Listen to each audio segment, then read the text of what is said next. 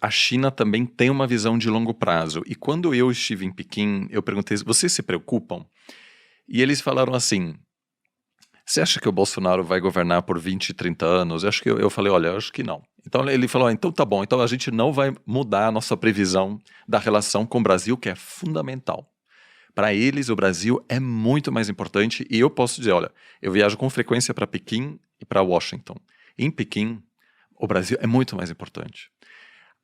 Para alguém do Brasil falar com uma pessoa relevante em Washington é complicado. Só se for falar da China.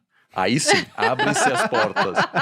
Então, se a primeira coisa que o Trump perguntou ao Bolsonaro, quando o Bolsonaro fez sua primeira viagem a Washington, foi: me ajude a conter a China na América Latina. É a única coisa que o Trump quis do Bolsonaro. E quando o Bolsonaro sinalizou que o Brasil não tem como ajudar os Estados Unidos a limitar a influência chinesa, havia muito pouco espaço para, de fato, fortalecer essa relação.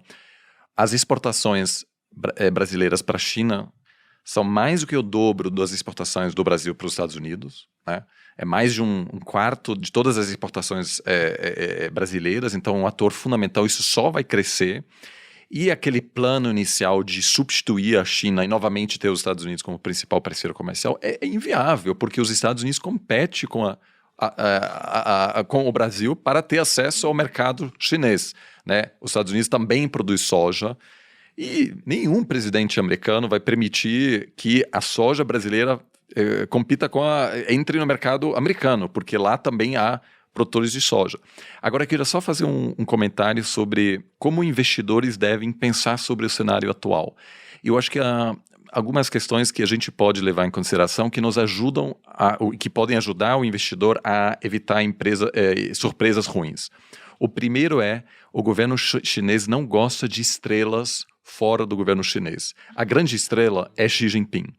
Então, Jack Ma e outros se projetando demais já é um problema. Então, quando eu estou fazendo grandes investimentos e eu estou vendo o CEO da empresa aparecendo por toda parte, o governo continua sendo um governo autoritário. Não gostam de influencers. Não gosta de influencers que vão longe demais.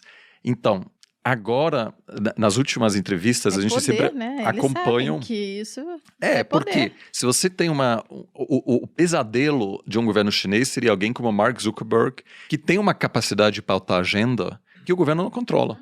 Amanhã o Facebook faz alguma coisa, o governo americano pode até chamar para Washington para, né, dar uma conversada e tal. Na China, isso não pode. Então, quando o Jack Ma desapareceu por um tempo, ele não foi preso, nada disso. Talvez tenham sido férias.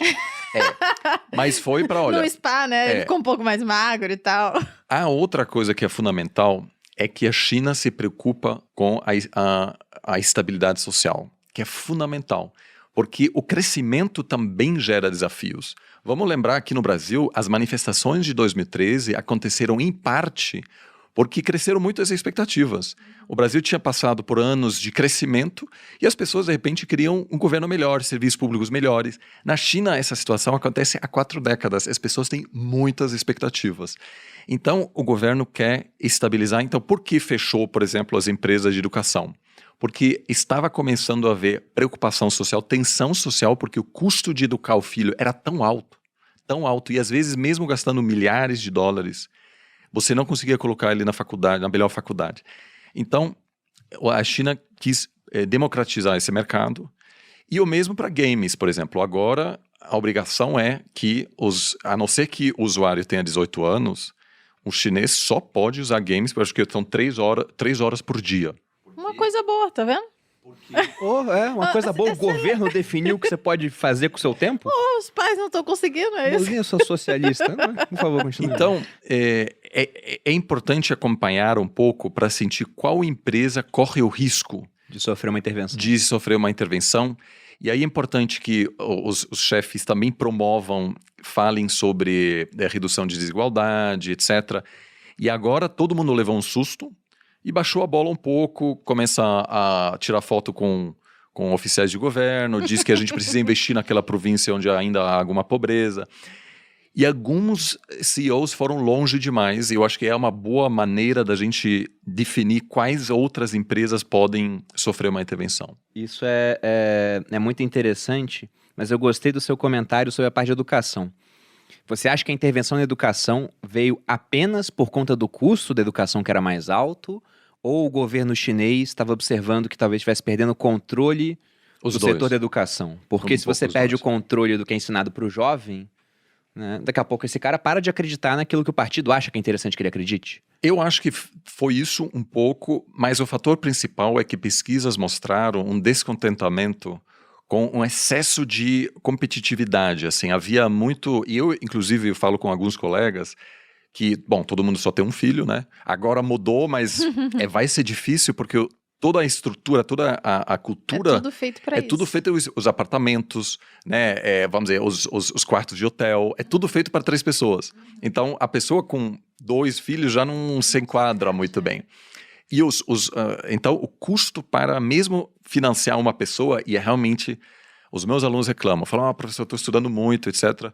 Quando eu ouço, né, do pessoal na China, não tem um final de semana livre durante toda a graduação, é uma relação louca, porque precisam entrar as melhores empresas, que são processos seletivos extremamente competitivos, e aí eles recebem esse apoio durante né, a escola secundária também. Isso tem gerado muito descontentamento, então acho que foi, acima de tudo, uma tentativa de baixar um pouco né, de endereçar esse problema que começou, sobretudo nos centros urbanos, gerar alguma tensão social. Em termos políticos, porque essa parte de governança é muito importante, já que você tem um partido todo poderoso que pode intervir em vários setores da economia e algumas vezes com intervenções, digamos assim, draconianas, que é proibir o lucro, e isso afetaria pra caramba os investidores. Você enxerga que a China vai passar por mudanças no sentido de se abrir mais, manter como está, ou vai se tornar uma economia, ou um sistema até menos transparente e mais fechado? Bom, por um lado temos, eu concordo plenamente, uma tentativa de enfatizar mais o consumo interno. Eu também acho que esse período que marcou muito os últimos 30 anos, basicamente, de que havia uma integração grande entre a economia americana e chinesa, está chegando ao fim. A partir dos anos 80, na verdade, dos anos 70, mas sobretudo 80, 90 e 2000, quem dominava o processo decisório em Washington em relação à China foram os chamados panda huggers, ou seja, os abraçadores dos pandas, que tinham uma visão muito otimista em relação à capacidade americana em trazer a China para dentro do sistema econômico liderado pelos Estados Unidos. Achavam que ia virar uma democracia, alguma coisa assim também? Sim, que também a liberalização econômica ia produzir uma liberalização social e política. Esse pessoal começou a perder poder a partir do segundo mandato de Obama. A partir daí, quem domina agora são os chamados China Hawks, né? As pessoas que têm uma visão mais pessimista e dizem, olha, a China não vai aceitar nossas regras, a China tem um plano que vai muito além do papel dos Estados Unidos. A China quer voltar ao lugar onde ela sempre esteve. E China em chinês significa reino do meio. Está óbvio para os chineses que, para eles querem ocupar novamente o centro.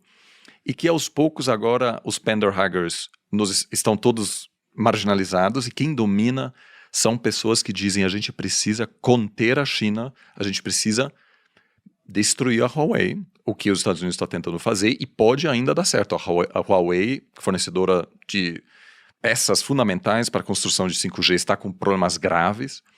Não acho que vai falir porque o Estado chinês vai resgatar.